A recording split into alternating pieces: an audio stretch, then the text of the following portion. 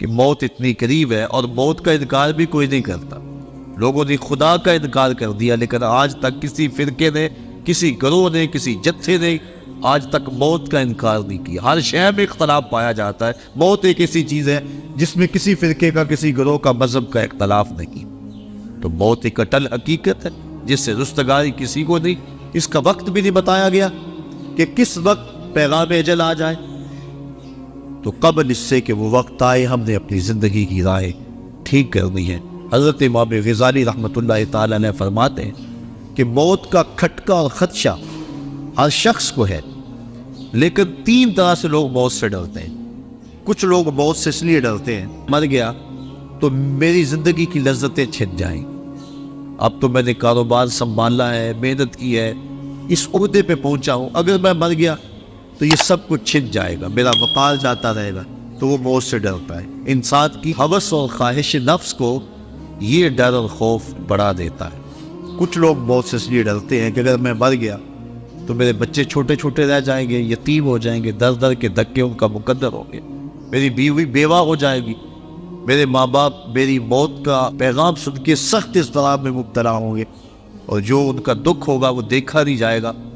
تو وہ اس حوالے سے اپنی جان کو عزیز سمجھتا ہے، موت کا خیال کر کے کانپ جاتا ہے، پسماندگان سے وہ ڈرتا ہے. یہ ہے ایک انداز موت سے ڈرنے کا. امام غزالی فرماتے ہیں یہ ڈرنا بھی کوئی ڈرنا نہیں. اور تیسرے لوگ موت سے اس لیے ڈرتے ہیں کہ اگر میں اچانک مر گیا تو میرے پلے کون سا نیک عمل ہے جو لے کر اللہ کے حضور پیش ہو سکوں. یہ تیسری قسم کا جو خوف ہے یہ انسان کی تیاری آخرت کو بڑھا دیتا ہے اور اس کو شب و روز اللہ کے حضور پیش ہونے کی خوف سے نیکی کی دعوت دیتا ہے کہ میں نے اس کی حضور پیش ہونا ہے، ایک ایک عمل کا حساب دینا ہے. ثم لا تسألن یومئذ عن النعیم. اس دن ایک ایک نعمت کے بارے میں پوچھا جائے گا. تو قبل اس سے کہ وہ وقت آ جائے 3 چیزوں کا حساب نہیں ہوگا: ضرورت کے مطابق کپڑے کا، ضرورت کے مطابق مکان کا، اور بھوک کے وقت کھانے اور پینے کا. ان 3 چیزوں کا قیامت کے دن حساب نہیں لیا جائے گا. اس کے علاوہ زندگی میں جتنی بھی ہمیں نعمتیں دی گئی ہیں ان کا حساب لیا جائے گا. اور قرآن مجید کی یہ نص موجود ہے، ثم لتسألن یومئذ عن النعیم. اس دن ایک ایک نعمت کے بارے میں بندے سے سوال کیا جائے گا. آج ہم جو کچھ کر رہے ہیں سب کچھ لکھا جا رہا ہے، کرامت کاتبین بیٹھے ہوئے، ہمارا نامہ اعمال تیار ہو رہا ہے. ہم بھولے ہوئے لیکن وہ نہیں بھولے، وہ غفلت نہیں کرتے، ایک ایک چیز لکھ رہے ہیں. قیامت کے دن جب سب کچھ سامنے آئے گا تو اس وقت انسان جب نامہ اعمال دیکھے گا پھر حیران ہوگا اور کہے گا مال ھذا الکتاب لا یغادر صغیرۃ ولا کبیرۃ الا احصاها. اس کتاب کو کیا ہو گیا، اس نے چھوٹی بڑی کوئی چیز نہ چھوڑی، سب کچھ لکھ دیا. اس دن پھر سخت پچھتائے گا، لیکن اس دن پچھتانے سے کچھ حاصل نہیں ہوگا. وقت پر کافی ہے ایک قطرہ بھی آب خوش ہنگام کا، جل گیا جب کھیت برسا بھی تو پھر کس کام کا. آج اگر ہم پچھتا لیں تو آج توبہ بھی کر سکتے ہیں، جب توبہ کر لیں گے تو بعد قبل کے گناہ دھل جائیں گے. اور اگر ہم غفلت میں زندگی گزار دیتے ہیں تو کل قیامت کے دن انسان کو سخت پچھتاوا ہوگا. اور پھر اچانک موت پتہ ہی نہیں ہے. بندہ اپنی توبہ کو مؤخر کرتا رہتا ہے، اس کو کہتے ہیں طول عمل. مؤخر کرتا ہے تبھی میری بڑی زندگی بڑی ہے. بعض وقت کسی کو کہے نا نیکی کی دعوت ہے، وہ کہتا ہے جناب بس میں ریٹائرمنٹ لے لوں، اس کے بعد انشاءاللہ میں نے بچوں کی شادیاں کرنی ہیں، پھر حج کرنا ہے، پھر میں ہوگا اور مسجد ہوگی. یہ اس طرح بات کر رہا ہے جس طرح سب کچھ اس کے ہاتھ میں ہو، جس طرح سب کچھ اس کے قبضہ اختیار میں ہو. کوئی کچھ بول رہا ہے، کوئی کچھ بول رہا ہے. یہ طول عمل، لمبی امید اور توبہ کو مؤخر کرتے چلے جانا یہ بہت بڑی محرومی ہوتی ہے. اللہ اگر توفیق دے دے توبہ کی اور اللہ سوچ اور فکر دے دے تو دیر نہیں کرنی چاہیے.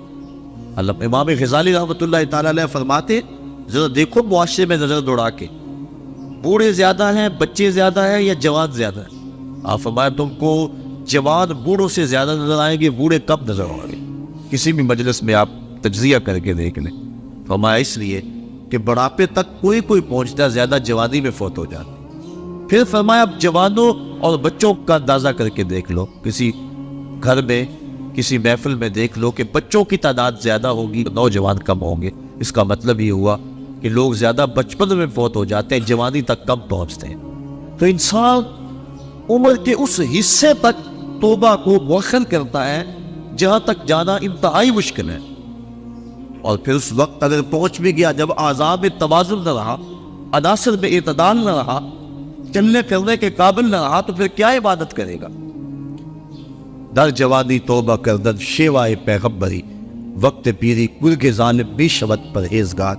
اللہ کے محبوب صلی اللہ علیہ وسلم نے ارشاد فرمایا 7 اشخاص ہیں اللہ جنہیں اپنے عرش کا ٹھنڈا سایہ نصیب فرمائے گا۔ ان میں سے ایک شخص فرمایا وَشَابٌ نَشَأَ فِي عِبَادَةِ اللَّهِ، وہ شخص جس کی جوانی اللہ کی عبادت میں گزری۔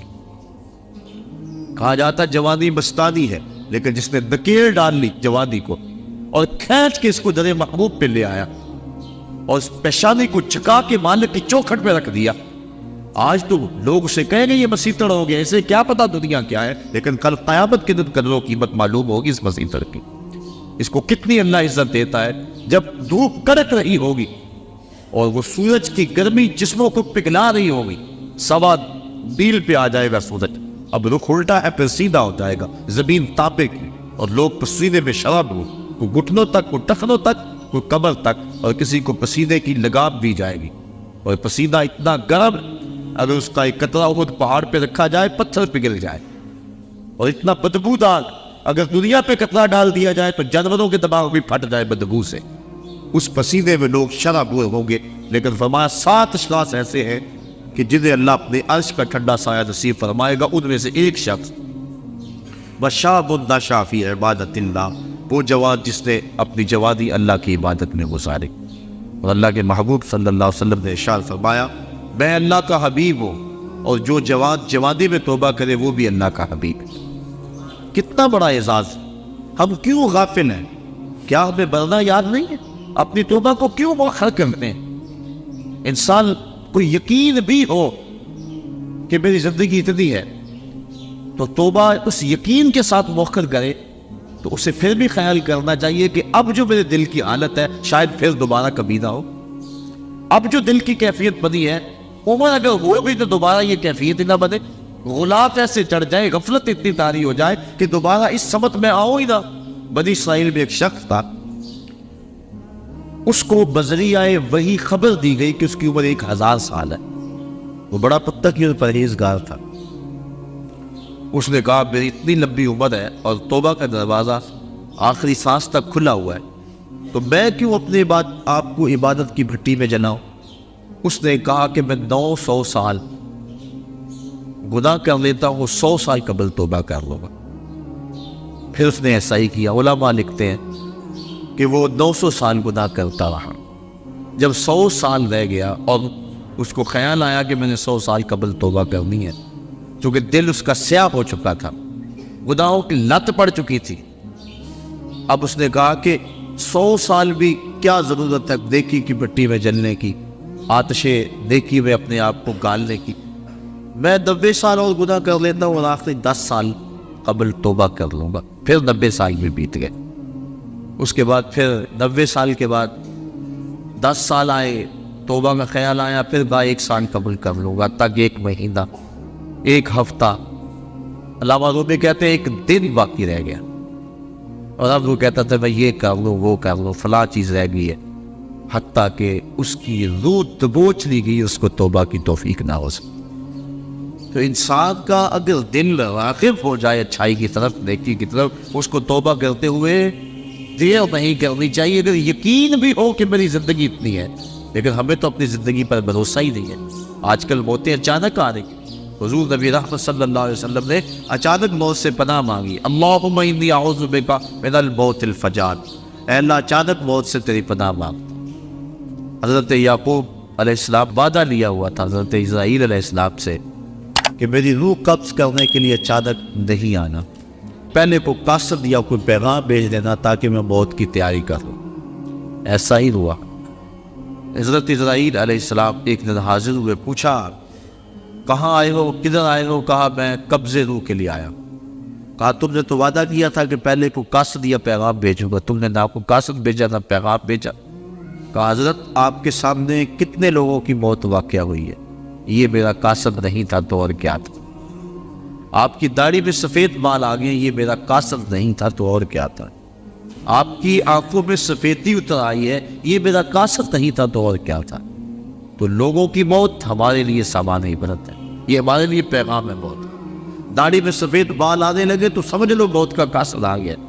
حضرت عمر فاروق رضی اللہ تعالیٰ عنہ صبح و شام دوپہر ایک ملازم آ کے آپ کو کہتا ہے عمر موت کو نہیں بھولنا، کب کپا کے رہ جاتے، اپنا محاسبہ کرتے، توبہ کرتے۔ 2-3 مرتبہ دن میں وہ حاضر ہوتا۔ ایک دن وہ آیا، آپ نے اس کو مشاورہ دیا، کہا بھی آج کے بعد نہیں آنا۔ حضرت مجھ سے کوئی گستاخی ہوگی؟ کہا نہیں۔ تو پھر کیا ماجرا ہے، مجھے چھٹی کیوں کروائی جا رہی ہے؟ تو حضرت عمر فاروق نے داڑھی پہ ہاتھ رکھا، ایک بال الگ کیا، وہ بال سفید ہو چکا تھا۔ کہا بیا اب تیرے آنے کی ضرورت نہیں ہے، یہ بال ہی مجھے چین سے نہیں بیٹھنے دے گا، ہماری تو پوری داڑھی سفید ہو جائے۔ میاں محمد بخش عارف کھڑی رومی کشمیر نے کیا خوب کہا تھا، ہڈیاں کمبڑ گوڈے کھڑکت تے اڑ گیا نک تیرا، اجے بھی بدیوں باز نہ آئے جیو مدد دلیرا، یا ایھا الانسان ما غرک بربک الکریم، اے انسان تجھے کریم رب سے کس نے غافل کر دیا ہے؟ الذی خلقک فسواک فعدلک فی ای صورت ما شاء رکبک، جس رب نے تجھے پیدا کیا، تیرے اعضاء کو توازن دیا، تجھے غسل دیا، تجھے جوانی بخشی، تجھے گوناگوں نعمتوں سے نوازا، تجھے سلیقہ دیا، تجھے چلنے کا طریقہ دیا، تجھے حواس خمسہ سے نوازا، تجھے بہتری اور بھلائیاں نصیب کی، اور اس مالک کا در چھوڑ کر تو کہاں بھاگ رہا ہے؟ ما غرک بربک الکریم، بتا وہ کون سی چیز ہے جس نے تجھے رب سے مغرور کر دیا؟ دولت وہ 4 دن کی کہانی ہے، حسن ڈھل جانے والا ہے، دولت ختم ہو جانے والی ہو، جوانی وہ آج ہے کل نہیں ہوگی، تو کس چیز نے تجھے مغرور کر دیا؟ مالک کے حضور ہم نے اپنی محبتوں اور اپنی الفتوں کا خراج پیش کرنا ہے، اور اس کی عبادت سے، اس کے ذکر و فکر سے اپنے اندر کو تابیدگی دینی ہے۔ ایسا نہ ہو کہ ہماری زندگی ساری برباد ہو جائے اور پھر بعد میں ڈاڈا پچھتاوا ہو۔ یہ مرنے والے ہمارے لیے سامان عبرت ہیں۔ اللہ تعالیٰ جل شانہ اپنے محبوب صلی اللہ علیہ وسلم کے صدقے مرحوم کو کروٹ کروٹ جنت کی بہاریں نصیب فرمائے، اور ہمیں یہ سوچنے کی توفیق عطا فرمائے کہ آج وہ نہیں ہے، کل ہم نہیں ہیں، آج وہ قبر کی تنہائیوں میں ہیں، ان کی جگہ ہم بھی تو ہو سکتے تھے۔ حضرت امام غزالی فرماتے ہیں اللہ نے مرنے والوں کے ذریعے سے جو پسماندگان ہیں ان پر احسان کیا۔ پوچھا گیا وہ احسان کیسے؟ وہ تو بیچارے دکھ میں مبتلا ہیں، جن کا بھائی بچھڑ گیا، جن کا بیٹا بچھڑ گیا، جن کا باپ بچھڑ گیا، وہ تو دکھ میں ہیں۔ آپ کہتے ہیں احسان ہوا؟ فرمایا وہ اس اعتبار سے کہ اس کی موت کو ان سب کے لیے عبرت بنا دیا گیا، اور اس کی موت کو دیکھ کر یہ توبہ کر لیں، اپنے معاملات حیات درست کر لیں اور آخرت کی تیاری کر لیں۔ اور اگر ان میں سے کسی کی موت کو اس کے لیے عبرت بنا دیا جاتا تو یہ کیا کہنا دے؟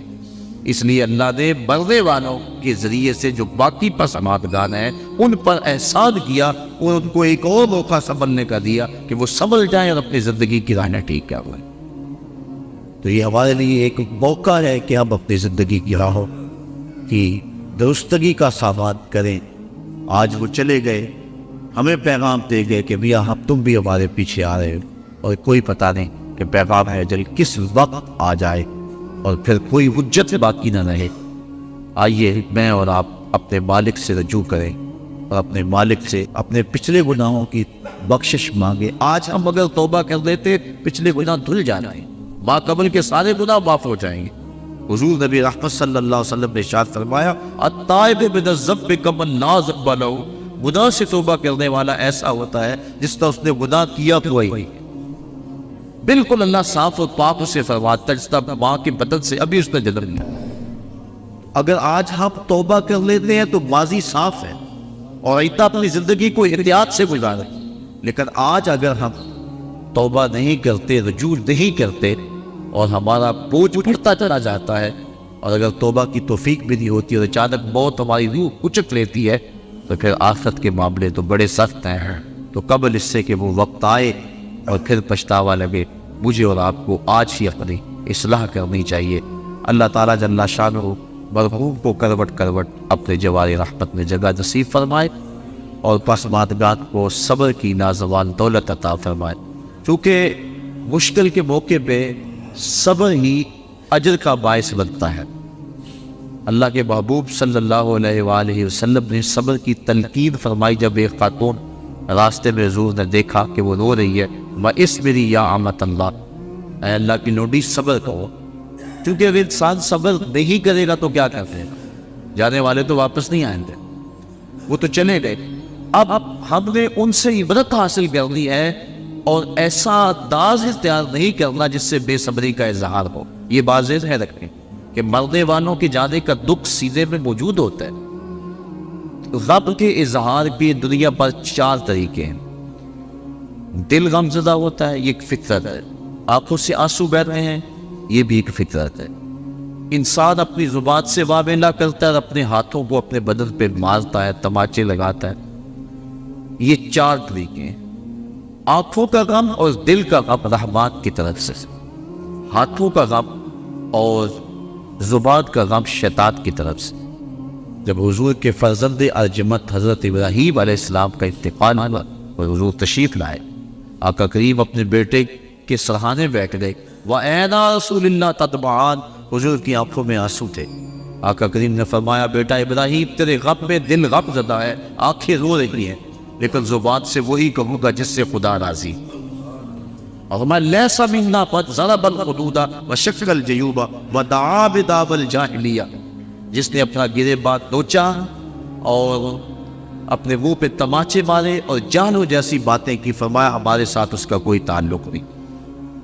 تو دل کا غم یا کبھی آنکھوں سے آنسو بہہ جائے تو اس پر شریعت میں مواخذہ نہیں ہے، بلکہ یہ شفقت کی وجہ سے ہے۔ اس کے علاوہ ایسے جملے کہہ دے جس سے ناشکری کا اظہار ہو رہا ہو، یا اس انداز کے ساتھ اپنے ہاتھوں کو حرکت دینا کہ جس سے ایک سانس کا پتہ نہیں، اس مستقبل کی بات ہے۔ زندگی کھپا رہا ہے، مستقبل ٹھیک ہو جائے، اصل مستقبل تو آخرت کا مستقبل۔ اللہ کے محبوب علیہ السلام نے جب صحابہ کو خندق کھودتے دیکھا، اس وقت دعا دی، اللہم ان العیش عیش الاخرہ فاغفر الانصار والمہاجرہ، اے اللہ زندگی تو آخرت کی زندگی ہے، میرے ان انصار کو بھی بخش دے، میرے ان مہاجروں کو بھی بخش دے۔ اصل مستقبل وہ ہے، یہ تو 4 وقت کی زندگی ہے۔ 45 سال ایوریج زندگی نکالی ہے ماہرین نے، چلو 50 سال لگا لو، 60 سال لگا لو، اور آخرت کا ایک دن، محشر کا ایک دن 50,000 سال کا ہوگا۔ ذرا کبھی کیلکولیٹر لے کے حساب تو کریں، ایک دن 50,000 سال کا، اور یہ ساری زندگی 50 سال کی۔ اس ایک دن کے مقابلے میں ذرا اس زندگی کا حساب نکالیں نا، منٹوں سیکنڈوں کے اندر یہ ایک دن آئے گا۔ تو انسان اس کو سنوارنے کے لیے اس کو برباد کر لے جو نہ ختم ہونے والی، یہ تو کٹ ہی جائے گی، دکھوں میں کٹی پھر بھی کٹ ہی جائے گی۔ جس کے پاس دولت کے انبار ہے، نیند کی گولیاں کھانے کے بغیر وہ بھی نہیں سوتے، چین ہونے بھی نہیں گے، کیونکہ دنیا کے اوپر چین نام کی چیز کیسے ہوگی جبکہ انسان کے خمیر پر 39 دن تک غموں کی بارش ہوئی ہے اور صرف ایک دن خوشی کی بارش ہوئی ہے۔ خوشی اور غم زندگی میں اس تناسب کے ساتھ ہے، خوشی عارضی ہوتی ہے، غم دیر پا ہوتا ہے۔ خوشی اور غم جب اکٹھے ہو جائیں تو غم ہی غالب ہوتا ہے، خوشی یاد نہیں رہتی بلکہ خوشی بھی غم میں بدل جاتی ہے۔ تو انسان کی زندگی میں دکھ ہے، اذیتیں ہیں، آزمائشیں ہیں، امتحان ہے، تو اصل زندگی وہ زندگی ہے۔ اگر یہ اچھی بھی گزر گئی، تخت میں بیٹھ ہوئے بھی گزر گئی، تو کتنا عرصہ ہے؟ بہت تھوڑی مدت۔ اور اگر یہ زندگی دکھوں میں بھی گزر گئی تو گزر ہی جائے گی۔ وہ کیا کہا تھا میر تقی میر نے کہ وہ ریشم و کم خواب میں سرمست ہے تو کیا ہوا، رات اس کی بھی کٹ گئی جو کہ اور تھا۔ بخار میں مبتلا تھا، زخم سے پورے بدن میں، اور کوئی پرسان حال بھی نہیں تھا۔ بات ٹھٹھرتی ہوئی سردی میں ریت کے اوپر پڑا تھا، ہلکی ہلکی بارش بھی ہو رہی تھی اور سردیوں کی لمبی رات تھی۔ بتاؤ شخص کو رات کاٹنا کتنا مشکل ہوگی۔ اس رات کی سویر تو پھر بھی ہے نا، جتنی مرضی لمبی رات تھی، دن تو چڑھے گا نا، لیکن وہ آخرت کی رات ایسی اگر پڑ گئی تو اس رات کا پھر دن نہیں ہے۔ موت کو بھی بیڑنے کی شکل کے اندر میدان حشر میں لا کے ذبح کر دیا جائے گا۔ کتابوں میں آتا ہے کہ جنتی جنت میں جانے کے باوجود صرف ایک ڈر میں ہوں گے، اور جہنمی جہنم میں دکھوں کے باوجود ایک خوش فہمی میں ہوں گے۔ وہ کیا؟ جنتیوں کو جب نعمتیں ملے گی، مائے معین، کوثر، سلسبیل، کیا کچھ نہیں ہوگا جنت میں، اللہ نے قرآن مجید کے اندر تذکرے کیے۔ تو جب وہ دیکھیں گے کہ دل میں کھٹکا پیدا ہوگا کہیں موت نہ آ جائے، اور جہنمی جب دکھ آگے بھی آ رہا، پیچھے بھی آ رہا، دائیں بھی بائیں بھی، اوپر بھی نیچے بھی، اور یہ آگ تو جلاتی ہے، وہ آگ اس سے 70 گنا تیز، اور یہ صرف جلاتی اور خشک کرتی ہے، وہ چپک جاتی ہے لوگ کی طرح جسم کے ساتھ، اور بدبودار آگ ہے اور زیادہ آتی آگ۔ اس آگ میں جب جسم بھی بڑا کر دیا جائے گا تاکہ یہ عذاب زیادہ اس کو ہو، 70 گز روٹی کھال بنا دی جائے گی، اور اللہ قرآن مجید میں فرماتا جب کھال جل جائے گی تو ہم اس کی جگہ نئی کھال بدل دیں گے تاکہ یہ عذاب کی تکلیف سہے۔ اس نے دنیا کے اندر میرے حکموں کو توڑا اور میرے حکموں کی پرواہ نہ کی، اس کو زندگی میں نے دی، اس کو عزت میں نے دی، اس کی آنکھوں میں نور میں نے رکھا، اس کی زبان کو بولنے کا سلیقہ میں نے دیا، اس کی ٹانگوں کو چلنے کا طریقہ میں نے دیا، اس کو سانسیں میں نے دی، اس کے لیے سبزے زمین سے میں نے اگائے، اس کے لیے پانی آسمان سے میں نے برسایا، اس کے لیے میں نے کیا کچھ نہ کیا، کہیں سورج خدمت میں لگا ہے، کبھی چاند خدمت میں لگا ہے، کہیں جانور بار برداری کے لیے، کہیں سواری کے لیے ہے، اتنا کچھ اس کے لیے میں نے پیدا کر دیا، اس کو سجدہ کرتا دوبارہ نے کتنا متکبر اور کتنا مغرور ہو گیا دنیا پہ جا کے، اپنے رب کو بھول گیا۔ یا ایھا الانسان ما غرک بربک الکریم، اس لیے اللہ اس دن پہ 70 ہاتھ موٹی کھال جو ہے وہ بدن پہ چڑھائے گا، اور وہ جلتی جائے گی پھر بدلتی جائے گی، اور پھر وہ تکلیف سہے گا۔ اور اگر بندہ اس دنیا پہ آ کے اپنے مالک کو راضی کرتا ہے، اس نے اس کے لیے جنت بنائی، اور جنت کی نعمتیں اس کے لیے بنائی ہے۔ جہنم کے اندر جہنمی سخت اذیت میں ہوں گے، اللہ کا قہر و غضب بھی برس رہا ہوگا، دروغ جہنم بھی چھڑک رہا ہوگا، دائیں بائیں آگ ہوگی، پھر اس کو صرف ایک امید ہوگی کہ کبھی موت آ جائے گی نہ تو جان چھوٹ جائے گی۔ جب مریض تڑپتا ہوتا تو وہ موت مانگتا، وہ موت مانگے گا۔ جنتی جنت میں جا کر یہی کھٹکا ہوگا کہیں موت نہ آ جائے، اور جہنمی جہنم میں جا کر اسی خوش فہمی میں ہوگے کبھی موت آ گئی تو جان چھوٹے گی۔ پھر اللہ تعالیٰ حشر کے میدان میں لائے گا موت کو ایک مینڈے کی شکل میں، حضرت یحییٰ علیہ السلام کے ہاتھوں میں چھری دے گا، اور جنتی جنت سے اور جہنمی جہنم سے لمبی لمبی گردنیں نکال کے دیکھیں گے، اور پھر ان کے سامنے موت کو ذبح کر دیا جائے گا۔ پھر جنتی ابدی طور پہ خوش ہو جائے گی، اور جہنمیوں کی حسرت اور بڑھ جائے گی، اب تو موت کو بھی موت آ گئی، اب تو مریں گے بھی نہیں، تو وہ رات لمبی ہے، اگر پڑ گئی تو سخت اضطراب۔ اس لیے یہ تھوڑی سی زندگی دکھ میں بھی گزر گئی، سولی کے چڑھ کے بھی گزر گئی، گزر ہی جائے گی، لیکن وہ زندگی ختم نہیں ہونے پائے گی۔ وہ ایسی شب ہے جس کا سویر کوئی نہیں، وہ ایسی شب ہے جس کی سال کوئی نہیں۔ تو اگر اس زندگی کو برباد کر دیا اور اس کو سنوار لیا، پہلے تو یہ سنورنے کا یقین ہی نہیں ہے نا، چین ہے ہی نہیں، ہوگا بھی چین، تخت پہ بھی گزار دیا، تو پھر آگے ایک ایک چیز کا حساب ہونا ہے۔ وہ بادشاہ پھولوں کی سیج پہ سویا کرتا تھا نا، اللہ اکبر، لوڈی روزانہ پھولوں کی سیج بچھاتی۔ ایک دن لوڈی کے دل میں آیا بادشاہ مدت سے پھولوں بھری سیج پہ سوتا ہے، پتہ نہیں کیا لذت ہے، میں بھی تو صرف لیٹ کے دیکھوں کیا مزہ ہے۔ سیج تیار کی اور اس کے اوپر لیٹ گئے، ابھی لیٹی ہی تھی، سارے دن کی تھکی تھی بیچاری، نیند آ گئی۔ جب نیند آئی، بادشاہ وقت پہ کمرے میں داخل ہوا، دیکھا میری سیج پہ لونڈی سوئی ہوئی، غصے سے لال پیلا ہو گیا۔ ایک لونڈی کو یہ جرأت کہ بادشاہ کے سیج پہ سوئے، اس نے جلاد کو بلایا کہ اس کو یہیں سے پکڑو، الٹا لٹکا دو اور اتنے کوڑے مارو کہ اس کی روح نکل جائے، تاکہ لوگوں کو یہ عبرت ہو جائے کہ بادشاہوں کی سیج کتنی مقدس ہوا کرتی ہے، باقی ملازمین بھی جان لیں۔ لونڈی کو پکڑا گیا اور الٹا لٹکا کے جلاد کوڑے برسا رہا ہے، وہ چیختی ہے، چلاتی ہے، روتی ہے۔ اچانک اس نے روتے روتے ہنسنا شروع کر دیا۔ بادشاہ نے کہا جلاد کو رک جاؤ، اسے پوچھو کیوں روتی ہے، اسے یہ بھی پوچھو ہنستی کیوں ہے۔ جلاد نے پوچھا لونڈی بتا تو کیوں روتی ہے، اور یہ بھی بتا تو ہنستی کیوں ہے۔ اس نے کہا روتی تو اس لیے ہوں، جب کوڑا لگتا ہے میری جان نکلنے کو آتی ہے۔ تو کہا پھر ہنستی کیوں ہے؟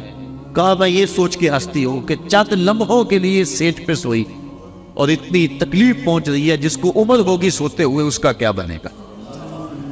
آج ہم چاہتے تو یہ ہے کہ مالک کو بھول جائیں اور زندگی کیش اپنا لیں، لیکن کل قیامت کے دن ایک ایک چیز کا حساب دینا ہوگا۔ حضرت امام جعفر صادق کہتے ہیں میرا تو ٹھنڈا پانی پینے کو دل نہیں کرتا کہ قیامت کے دن کبھی اس کے حساب میں جکڑا نہ جاؤ۔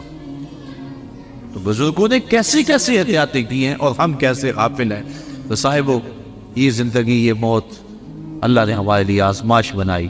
وہ دیکھنا چاہتا ہے کہ میرا کون سا بندہ کیسے عمل کرتا ہے. خلق الموت والحیات لیبلوکم ایکم احسن عملا.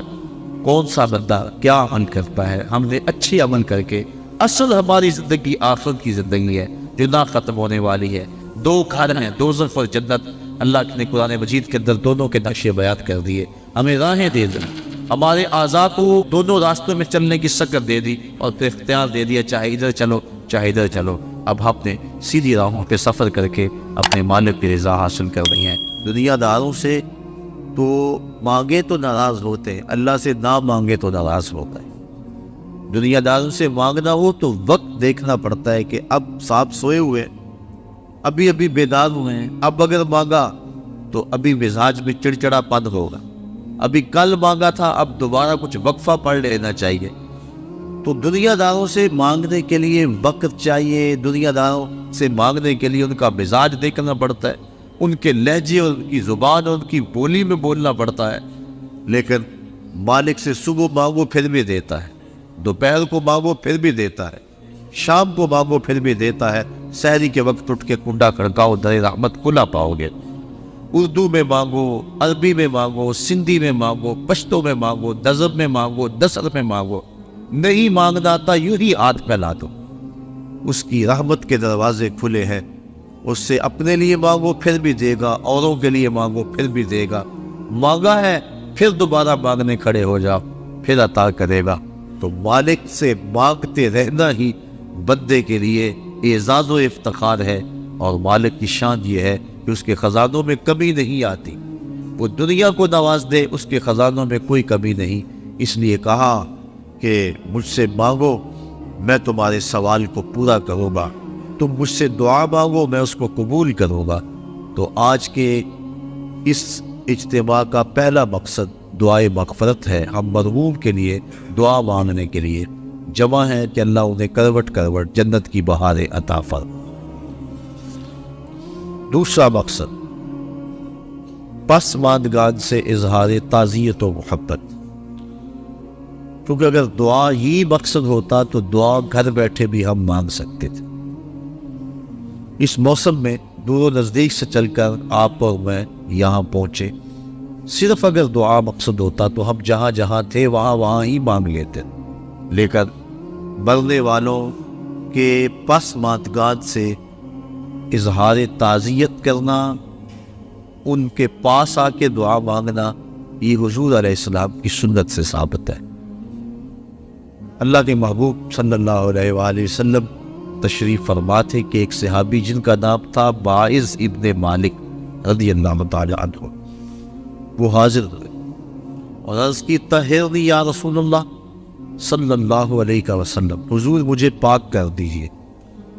آقا کریم صلی اللہ علیہ وآلہ وسلم نے فرمایا جاؤ اللہ سے معافی مانگو اللہ تمہارے گناہ معاف کر دے. گئے معافی مانگ توبہ کی, لیکن استعاب ایسا تھا, کیفیت ایسی تھی, پھر پلٹ کے آ گئے. پھر کہا طہرنی یا رسول اللہ, آقا مجھے پاک کر دیجئے. حضور نبی رحمت صلی اللہ علیہ وآلہ وسلم نے ارشاد فرمایا جاؤ اللہ سے معافی مانگو وہ تمہارے گناہوں سے درگزر فرما لے. گئے پھر پلٹ کے آ گئے. پھر آقا کریم نے پوچھا بیما اطہرو کا, تجھے کس جرم سے پاک کروں. بار بار پوچھتا ہے, بار بار کہا کہ اللہ کی بارگاہ میں توبہ کرو وہ معاف کر دے گا. لیکن پھر تم واپس پلٹ آتے ہو بیما اطہرو کا, تمہیں کس گناہ سے پاک کروں. قال من الزنا, عرض کی حضور مجھ سے زنا سرزد ہو گیا ہے اور اس کی جو سزا دنیا پر ہے وہ بڑی کڑی اور سخت ہے, وہ میں برداشت کر لوں گا, لیکن آخرت کی سزا میرے بس کا روگ نہیں. اللہ کے محبوب صلی اللہ علیہ وآلہ وسلم نے ایک دن جبریل امین سے پوچھا مجھے جہنم کے عذابوں کا تذکرہ سناؤ.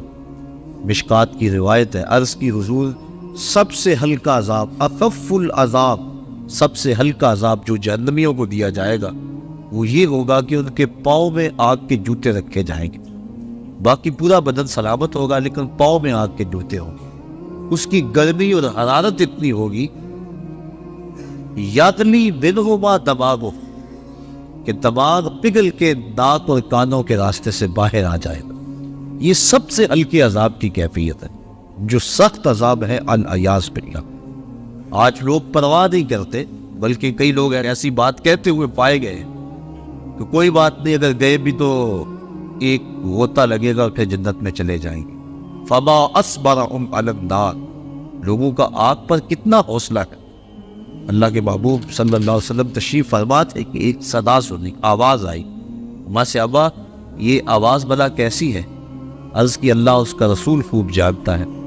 فرمایا 70 سال قبل جہنم میں ایک پتھر پھینکا گیا تھا، اب اس کے پیندے میں گرا ہے، یہ اس کے گرنے کی آواز ہے۔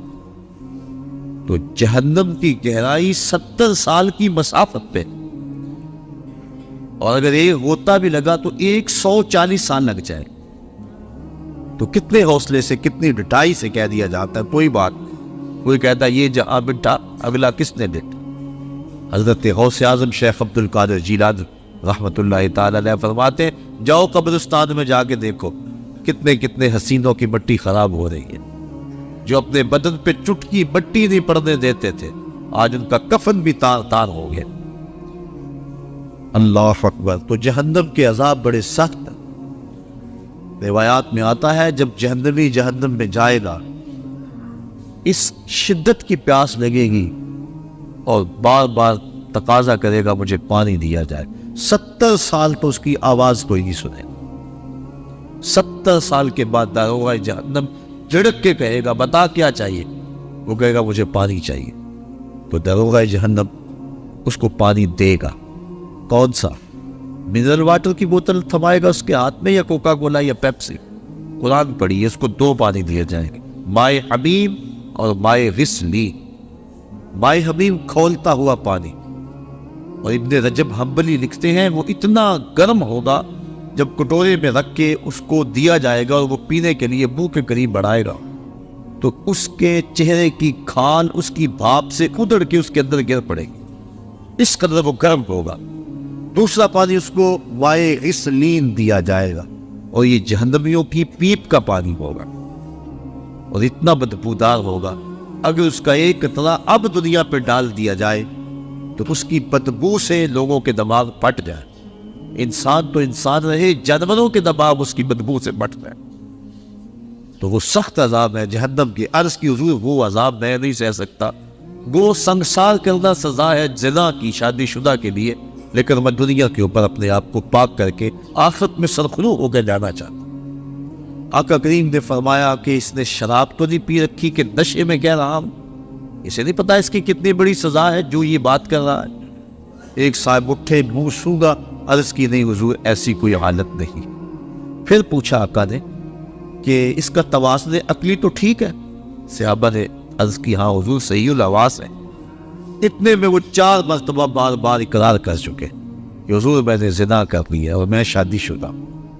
آقا کریم نے فرمایا باعث ابن مالک کو سنگسار کر دیا جا رہا، سنگسار کر دیا گیا۔ جب ان کو پتھر مارے جا رہے تھے، ایک روایت کے لفظ ہیں کہ حضور مسجد نبوی میں سخت اضطراب میں مبتلا تھے، آنکھوں میں آنسو، کبھی کھڑے ہو جاتے ہیں کبھی بیٹھ جاتے ہیں۔ کسی نے پوچھا بندہ نواز خود ہی تو حکم دیا اور خود ہی رو رہے ہو؟ کہا وہ میرا عدل تھا، یہ میری محبت۔ اب انہیں جب سنگسار کر دیا گیا، حضور ان کا جنازہ پڑھانے کے لیے نکلے۔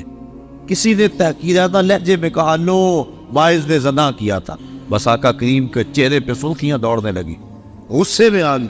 میں خبردار اگر کسی نے میرے باعث پہ بات کی، میرے باعث نے ایسی سچی توبہ کی ہے اگر روئے زمین کے تمام مسلمانوں میں تقسیم کر دی جائے سب کی مغفرت ہو جائے، کہ اس نے اپنے آپ کو حد شرعی کے لیے خود پیش کیا۔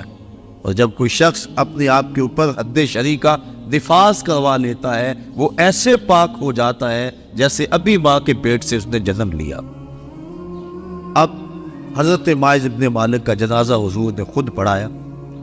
ان کی وفات کا دوسرا دن تھا یا تیسرا دن، راوی کو شک ہے کہ دوسرا دن تھا یا تیسرا دن۔ اللہ کے محبوب صلی اللہ علیہ وآلہ وسلم ان کے گھر تشریف لے گئے۔ جب حضور تشریف لے گئے، حدیث کے لفظ ہیں وَهُمْ جُلُوسٌ، جب حضور گئے تو وہاں کافی لوگ صحابہ بیٹھے ہوئے تھے۔ آقا کریم نے ارشاد فرمایا اپنے بھائی مائز کے لیے مغفرت کی دعا کرو۔ اگر دعا ہی مقصود ہوتی تو وہ گھر بیٹھے بھی ہو سکتی تھی، اگر دعا ہی مقصود تھی تو وہ حجرہ عائشہ میں بھی ہو سکتی تھی، وہ ستون تہجد کے پاس بھی ہو سکتی تھی، وہ مسجد نبوی میں بھی ہو سکتی تھی، نماز کے بعد اجتماع میں دعا کی جا سکتی تھی، پھر نماز جنازہ خود دعا ہے۔ پھر آقا کریم یہ بھی فرما چکے ہیں کہ میرے مائز نے ایسی سچی توبہ کی ہے، اگر روئے زمین کے لوگوں کو تقسیم کر دی جائے لَکَفَاهُمْ، ان کے لیے بھی کافی ہو۔ تو پھر حضور ان کے گھر دعا مانگنے کے لیے کیوں گئے؟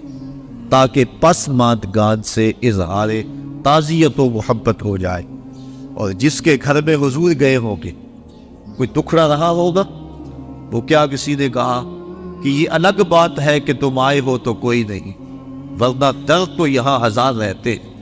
تو جب حضور گئے ہوں گے دکھڑے دور ہو گئے ہوں گے، تو پسماندگان کے ہاں جا کے تعزیت کرنا، ان کے دکھوں کو کم کرنا ہوتا ہے۔